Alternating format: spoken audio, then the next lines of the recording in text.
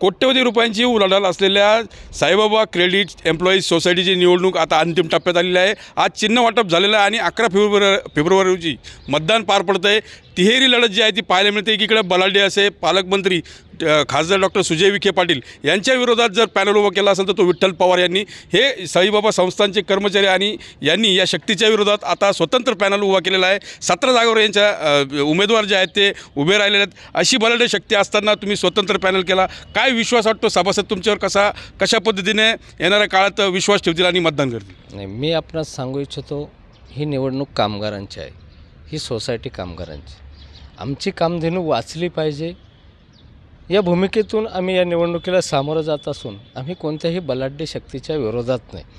ही निवडणूक कामगारांची आहे, ही कामधेनू कामगारांची आहे आणि कुणी याला राजकीय वळण देत असेल तो त्यांचा भाग आहे, पण आम्हाला सामान्य कामगाराच्या हितासाठी, वंचित कामगारांच्या हितासाठी, ज्यांनी आत्तापर्यंत कारभार पाहिला, आलटून पालटून 30 मंडळी सत्तेत होती, त्या मंडळींनी सत्तेतून पैशातून सत्ता कशा प्रकारे उपभोगली हे सर्व कामगारांना माहिती आहे। संघटना ह्या केडर बेस काढल्या, सोसायटी निवडणूक डोळ्यासमोर ठेवून संघटना कार्य करत होत्या, परंतु कामगाराला न्याय मिळवून देण्यासाठी संघटना कधीही धावून आली नाही। एकंदरीत जर बघितलं तर एकीकडे खासदार सुजय विखे पाटील यांचं एक पॅनल आहे, महसूल मंत्री राधाकृष्ण विखे पाटील यांचा पॅनल आहे, तर त्या विरोधामध्ये असं ऐकायला मिळते, चर्चा अशी ऐकायला मिळते, माजी महसूल मंत्री बाळासाहेब थोरात असतील, भाजपचे विवेक कोल्हे असतील, डॉक्टर एकनाथ गोंदकर जे आहेत माजी विश्वस्त, ते देखील तुमच्या पाठीमागे खंबीरपणे उभे आहे। काय वाटतं, त्यांनी तुम्हाला मदत केली का या निवडणुकीच्या दरम्यान?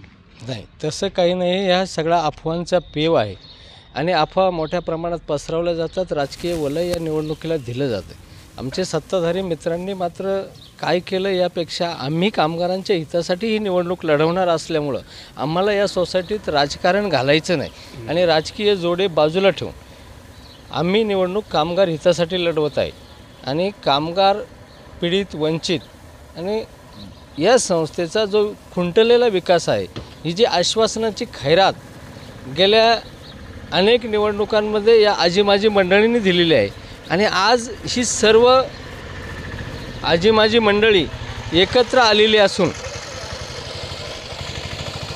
यांची सत्तेतली काही काळेबेरं, भ्रष्टाचाराची प्रकरणं दाबण्यासाठी ही मंडळी एकत्र आलेली आहे।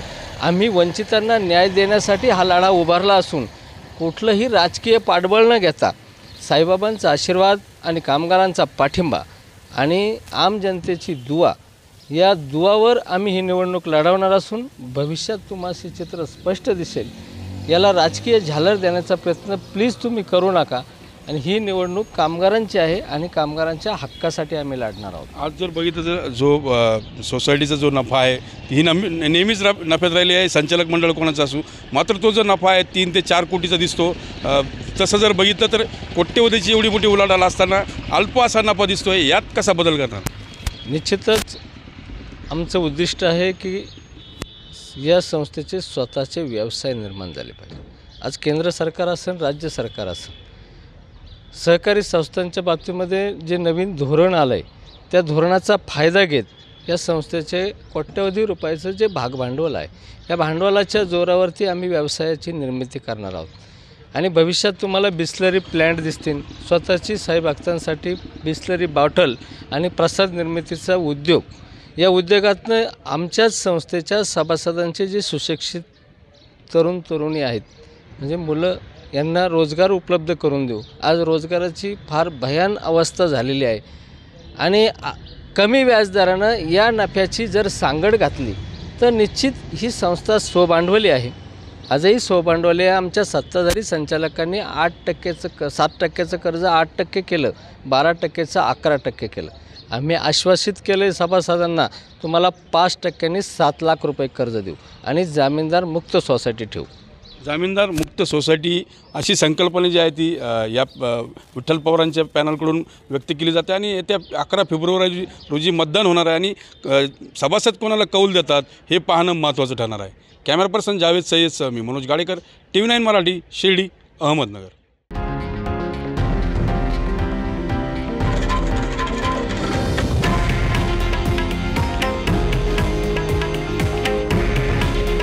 हे आहे देशातील नंबर 1 न्यूज नेटवर्क आणि आपण पाहत आहात TV9 मराठी. काळजी तुमची, हित महाराष्ट्राचं.